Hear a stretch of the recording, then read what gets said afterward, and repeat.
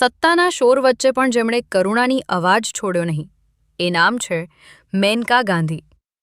Fact 1.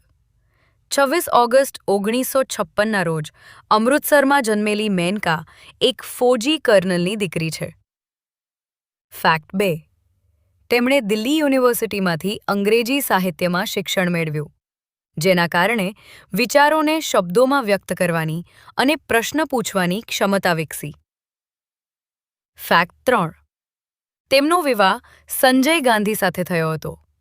માત્ર 23 વર્ષની ઉંમરે તેઓ વિધવા બન્યા અને એ જ ઉંમરે તેમને ઘર છોડવું પડ્યું.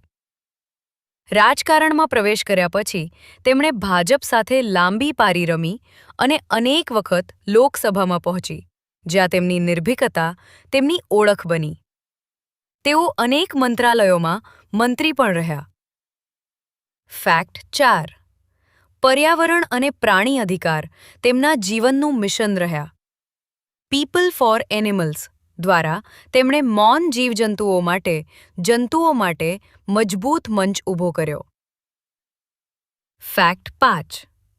કઠોર નિર્ણયો અને સ્પષ્ટ અભિગમ માટે જાણીતી મેનકાએ રાજકારણને સંવેદનાથી જોડવાનો પ્રયાસ કર્યો.